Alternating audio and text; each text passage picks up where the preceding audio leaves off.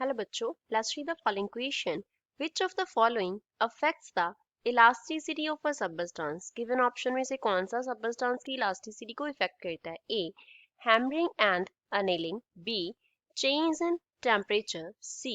Impurity in substance. और D.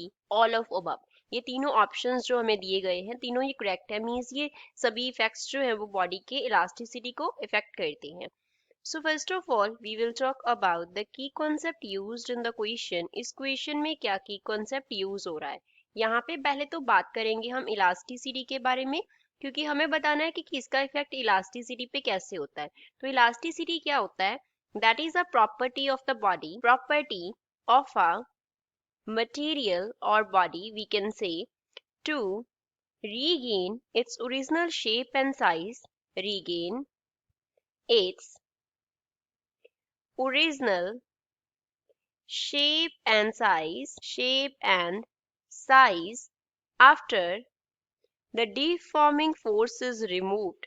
हमने कोई deforming force अप्लाई किया हुआ था, अब हमने क्या कर दिया, उस deforming force को remove कर दिया. तो जो मटेरियल है वो अपना ओरिजिनल शेप एंड साइज क्या कर लेता है, रीगेन कर लेता है, और जिस प्रॉपर्टी की वजह से वो रीगेन करता है उसे हम बोलते हैं इलास्टिसिटी. तो फर्स्ट ऑप्शन में हमें क्या दिया गया है, hammering and annealing. A option, hammering and annealing. Hammering में क्या होता है, सपोज हमारे पास मटेरियल में क्या है, क्रिस्टल ग्रेन्स होते हैं, स्मॉल क्या होते हैं, क्रिस्टल ग्रेन्स होते हैं, mean small parts of the material होते हैं. तो उनको जो हैमरिंग है वो क्या कर देता है, फर्दर ब्रेक कर देता है स्मॉलर यूनिट्स में.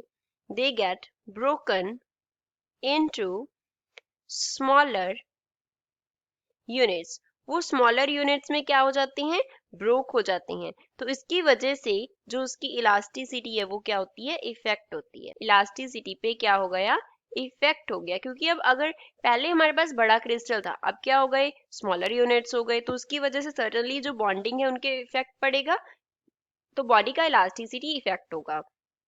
और इसमें हैमरिंग के साथ हमें क्या दिया गया था, अनीलिंग दिया गया था. अनीलिंग में बेसिकली हम पहले क्या करते हैं, स्लोली मटेरियल को हीट करते हैं, स्लोली मटेरियल को हीट किया जाता है एंड देन आफ्टर उसे क्या किया जाता है, कूल किया जाता है.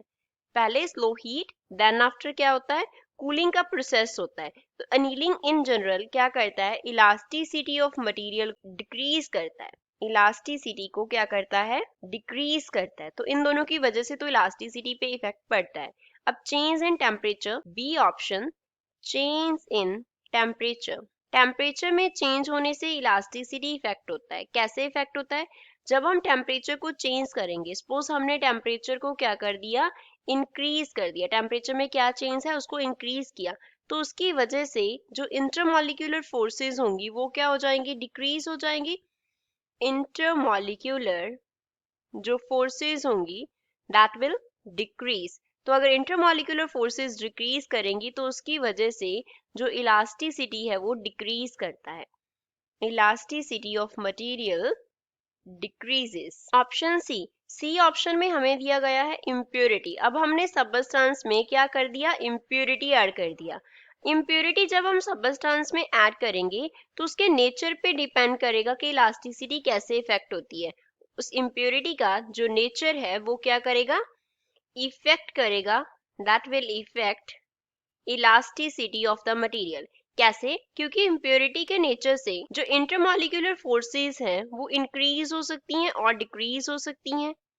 इंटरमॉलिक्यूलर फोर्सेस में इंक्रीज और डिक्रीज, ये डिपेंड करेगा कि कौन सा इम्प्योरिटी हम सबस्टेंस में ऐड करेंगे. तो वैसा इम्प्योरिटी उसकी इंटरमॉलिक्यूलर फोर्सेस को वैसे इम्पैक्ट करेगा, इंक्रीज करेंगी और डिक्रीज करेंगी. इधर इंटरमॉलिक्यूलर फोर्सेस इंक्रीज कर रही हैं तब भी इलास्टिसिटी पे इफेक्ट पड़ेगा, डिक्रीज करेंगी तब भी इलास्टिसिटी पे इफेक्ट पड़ेगा. तो हमारे पास सभी ऑप्शंस में जो दिए गए हैं हमारे पास, वो hammering, annealing, change in temperature, impurity in substance, सभी क्या कर रहे हैं, इलास्टिसिटी को इफेक्ट कर रहे हैं. That means we will take D as the correct answer for the given question. I hope you understood it well. Thanks.